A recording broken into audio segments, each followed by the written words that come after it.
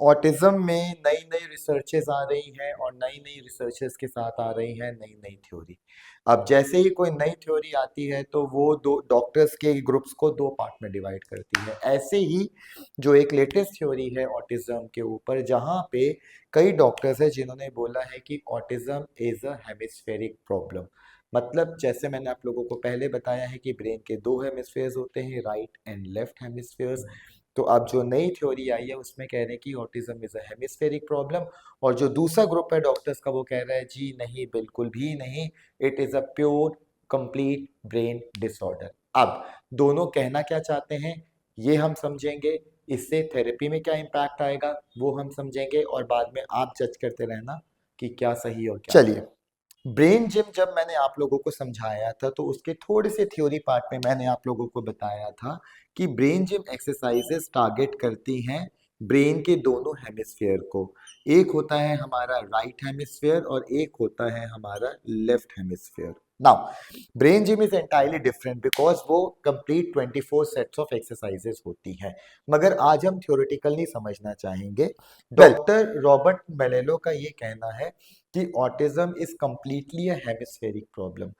मतलब ये है कि वो कहते हैं कि डिपेंडिंग अपॉन कि ऑटिज्म में बच्चे में फीचर्स क्या हैं, या इनफैक्ट मैं बोलूं कि स्पेशल नीड बच्चों में किस तरीके के फीचर्स आ रहे हैं, उस पे डिसाइड करेंगे कि उसका लेफ्ट साइड ज़्यादा इम्पैक्टेड है या राइट साइड ज़्यादा इम्पैक्टेड है। जैसे कि उन्होंने ये बोला है कि अगर बच्चा कॉन्सेप्ट समझ ही नहीं पा रहा, उसको कॉन्सेप्ट समझाना ही मुश्किल हो रहा है, तो that is more of a right hemispheric problem. लेकिन अगर बच्चा कॉन्सेप्ट समझ पा रहा है लेकिन उस कॉन्सेप्ट की बारीकियों को नहीं समझ पा रहा है, उसके कॉन्सेप्ट के डिटेलिंग में नहीं जा पा रहा, तो वो बेसिकली है हमारी लेफ्ट हेमिस्फेरिक प्रॉब्लम। और मैं अगर आपको और इजी कर दूं, उनका कहना है कि 80% ऑटिज्म स्पेक्ट्रम जो होता है उसमें ब्रॉडर पिक्चर, जो बड़ी पिक्चर्स है वो क्लियर नहीं होती हैं, बड़ी बड़ी अंडरस्टैंडिंग्स बच्चे नहीं कर पाते हैं। तो उन्होंने ऑटिज्म को मैक्सिमम रिलेट किया है राइट हेमिस्फेरिक प्रॉब्लम के साथ।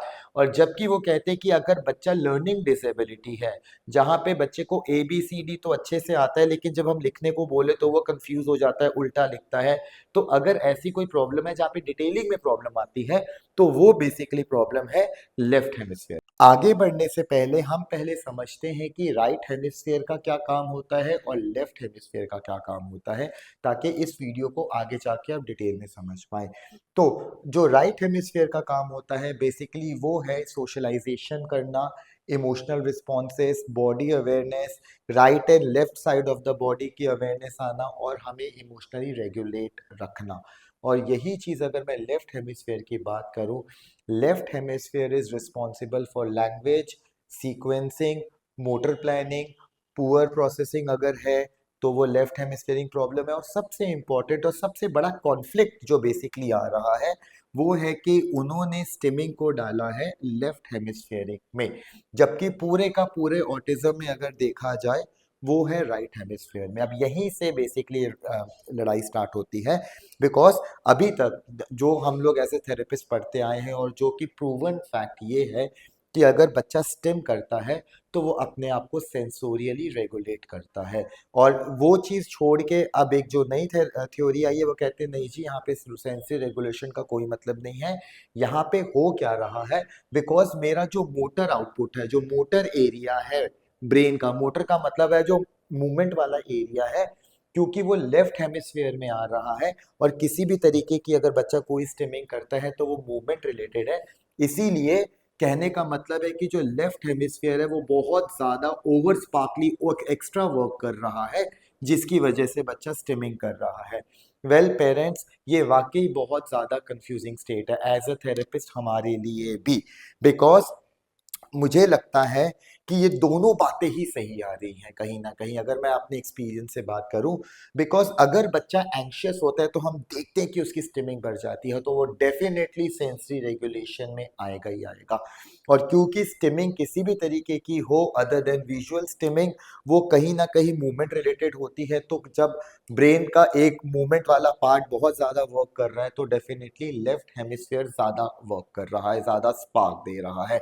अब मैंने ये डिटेल आपको कंफ्यूज करने के लिए नहीं दी है। अब मैं आप लोगों को बताऊंगा कि एक्चुअली मैं भी इन सब थ्योरीज के साथ कंफ्यूज हूँ, लेकिन एज अ थेरेपिस्ट मैं इन चीजों को सॉर्ट आउट कैसे करता हूँ।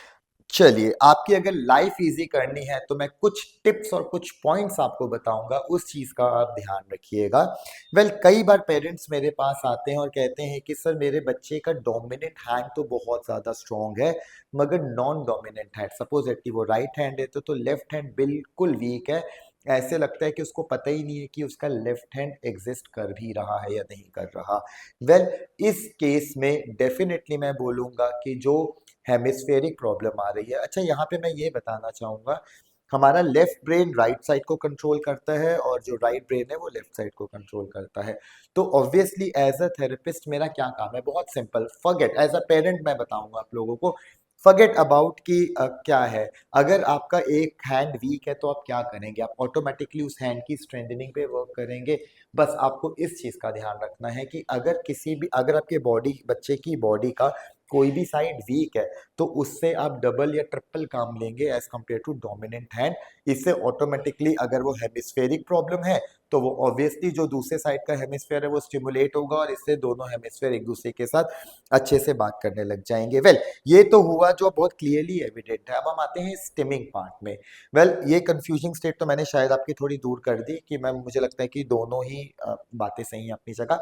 अब इमेजिन करिए कि अगर बच्चा कॉर्नर कॉर्नर विजन कर रहा है, 80% बच्चों की जो विजुअल स्ट्रीमिंग होती है वो इधर लेफ्ट साइड में, इधर राइट साइड में होगी या लेफ्ट साइड में होगी, और वही रिपीटेटिव पैटर्न चलता रहता है। कहने का मतलब है अगर कोई बच्चा कॉर्नर विजन राइट की तरफ करता है तो आप देखेंगे कि 90% वो राइट की तरफ ही करेगा, लेफ्ट की तरफ नहीं करेगा।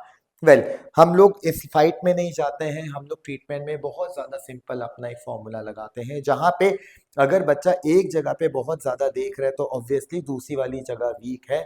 तो आप जो ट्रीटमेंट प्लान बनाएंगे, अगर आप विजुअल ट्रैकिंग करवा रहे हैं तो आप ट्राई करिए कि आप लेफ्ट साइड की तरफ ज्यादा गोल रखें, ताकि बच्चा जितना लेफ्ट साइड की तरफ देखेगा, जैसे वो लेफ्ट साइड की तरफ देखा है तो आई मसल स्ट्रांग होगी, या फिर डॉक्टर रॉबर्ट मलेलो की बात करें तो जो ब्रेन का दूसरा हेमिस्फीयर है वो एक्टिवेट होगा, जिससे कि आप दोनों विजन को बैलेंस कर सकते हैं। तो पेरेंट्स, मैं ये कहना चाहता हूं, मैं आपको बेस्ट वे बताता हूं। अगर आपके बच्चे का कोई स्टिमिंग का एक पर्टिकुलर पैटर्न है जहां पे वो राइट की साइड कर रहा है या लेफ्ट की साइड कर रहा है, तो आप उसकी ऑपोजिट साइड में, अगर वो राइट की तरफ करे तो ऑपोजिट साइड में उसकी एक्टिविटीज इंक्रीज करिए। इससे आपको थेरेपी में या स्टिमिंग में थोड़ा सा इम्पैक्ट दिखेगा। अब ये तो हुआ वो, और अगर थेरेपिस्ट वॉच कर रहे हैं तो मैं आप लोगों को एक सिंपल सी बात बताता हूँ।